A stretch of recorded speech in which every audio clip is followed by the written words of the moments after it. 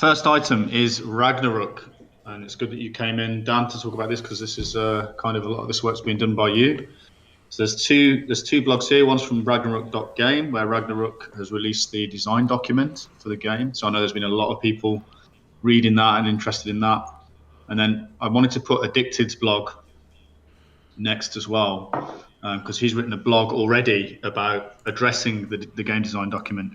And I thought this while I was reading through the blog, but there's a few people in the comments as well below that said we've never seen Edicted quite as excited about anything on Hive as this game. So I don't know if you've read his blog, but he's gone into depth, man. He's gone into depth as to how the game works and how he's going to play it and everything. And he's super excited. I think maybe even more excited than you are, Dan. So you got some competition.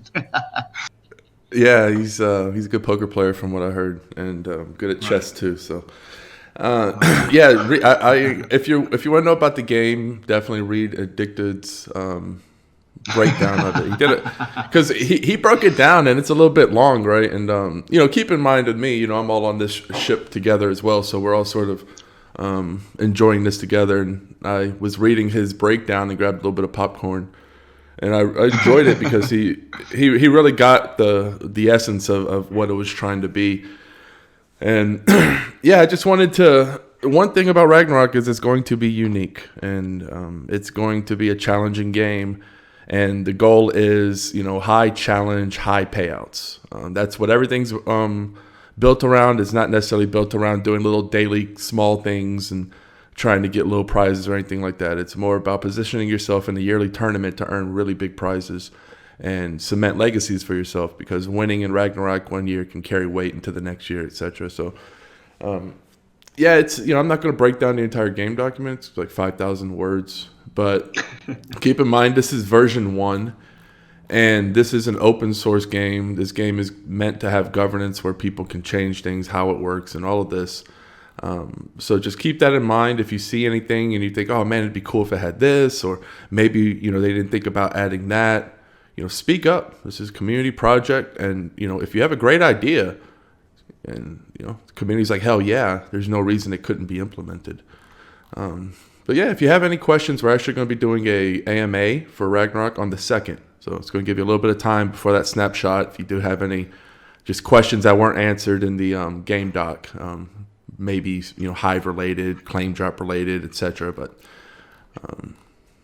yeah, I'm happy to see this thing come into life. I was actually testing it last night, and man, I would say it's about 70% complete, the actual game itself. And there should be a test net relatively soon where we're going to start testing and trying to fix all the little bugs and all of that. So, yeah, one step closer. Super cool. And is there any initial advice you've got for people about the game before, obviously you've got the AMA coming up, so you want to save some of it for that, but is there anything that you think people should be doing to position themselves ready for the game? How they should behave in the first few days of the game, what they should do to maximize their chances? Yeah, it would be good to brush up on chess, brush up on No Limit Hold'em poker, and go play a few games of Hearthstone if you haven't, because it really captured the heart of those 3 games. Although you really don't have you don't have really a big edge except knowing the moves, because in the chess part you have elements. 4 elements, each square has an element. So like let's say you have a 5-move checkmate. Well, that can't happen in Ragnarok because maybe the piece you need to take is strong versus your piece and you couldn't kill it. So now it's like, oh, well, now I need a completely new strategy and I have to. So it's an in the moment game.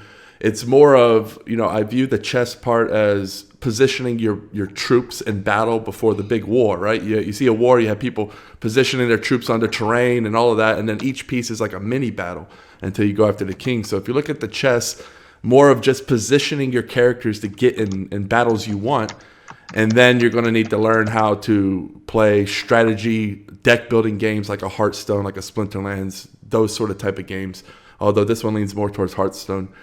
And then poker, again, just because No Limit Hold'em poker doesn't mean you're going to be able to just destroy in this. It's going to help you, but knowing, how to play, people who are really good at Street Fighter, maybe people who are really good at these 1v1s where they, especially turn-based, I guess Final Fantasy VII would be a good example.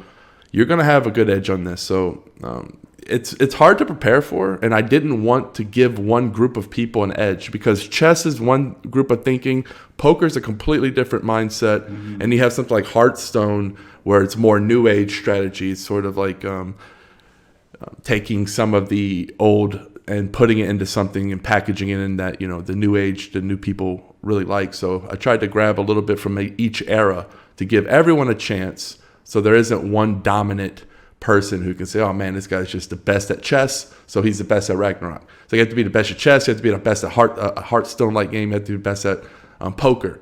And that's very, very difficult for any one person to do. So. Yeah, just reading through Edicted's initial comment, and I think this is probably the most important comment of the lot. He said, obviously, this is not like reading, and it will take much longer than 21 minutes to actually analyze the information. But I think this is time well spent and will pay off in the long run. And I completely agree. I even think from your point of view, Dan, there's going to be things you can learn from other people as to how they play the game and work it out themselves. But reading through that document, getting an understanding of it, and then also probably reading Addicted's blog as well, will give you a very fine edge in the early days of the game. And I think that's going to be super important to people who are serious about this stuff. So it's probably almost certainly time well spent if you take the time to actually read about what Dan's just said, and then develop on it a little bit and start honing your skills, because I think this is going to be a big deal this time next year. When's the first season going to end? There's going to be a 1-year testnet, and then after that it starts in perpetual, like it just goes forever from there. It's untouched. There's no announcement yet. We're going to do the test net. Once the test net is working and people are like, this is a great game, then we're just going to do a test net where there's going to be real prizes involved, but it's not going to be immutable. It's just going to be to fix anything. And then once we're all as a community like, okay, we're good to go, because once you let this thing go, you want to really make sure it's game theoried out. This has been in the works for about 6 months. This isn't a really new project, so there's a lot that has been done. So it's not like 3 years out or anything like that. 2022 is going to be a big year for Ragnarok. Sweet. So by getting involved in the testing early on, you're going to end up putting your mark on the game anyway, as it was. Yeah, and it might be a way to be early in this and earn some potions and food and things that you're gonna you can save some HBD on. Keep in mind, these decks are capped. This isn't a game where everyone gets to play. Just like the NFL isn't a game where everyone gets to play. This is a spectator sport where you're gonna have elites playing each other, and then a lot of people enjoying watching those elites play for high prizes. That's the essence of this game. So you're getting a deck for free.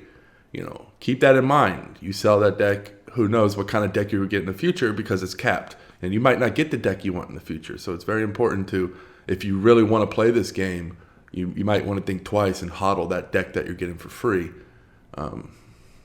Yeah. When you say getting a deck, you mean so you need to pay for a deck to play? Is that correct? No, you're getting a free deck. The NFTs, the claim drop is the deck, and the deck is 10 cards. So in order to play the game, you need a minimum of 10 cards in your deck. So not everyone, of course, is going to get 10 cards, because it's dependent on your HB or in Hive. But a good amount of people are going to get complete decks. That's for sure. Right, and then after that, after say the game started, a year and a half from now. How do you get hold of that deck? Is the only way to play it, or can you earn it somehow? So the only way to play is to either get in that deck or buy it off somebody who sold one that got it. So there is no sale of any NFT anywhere. You either have to buy it off the Hivers that got it, or the Hivers that did get it would have to sell it OTC. Clear. Interesting. Bill Prag says, I'm waiting for testnet. I understand things when I click on them. This sounds complicated when reading. Yep. Yeah, it flows much easier. It flows much easier. I've had a couple friends where I've tried to explain it, and then I explained. They're like, I had no idea what you're talking about. I was like, this makes sense. I was like, okay, that's good. Yeah, that's it, isn't it? I guess when actually doing the test now, your personal private test now at the moment, and going through it and working out that yes, it does work, and it hangs together, and you're ready to start releasing the test nets to the community, you'll find out a little bit more, I guess. But yeah, I mean, if it works, it works, and that's the point. I'm the same as Marco. Like, if I can click on it and play around with it, then it starts to make more sense. Soon. And there's a whole raft of people like that. All right, next one. Yeah, and thanks Edicted for commenting on that. I think you've done a great breakdown as well. Good job.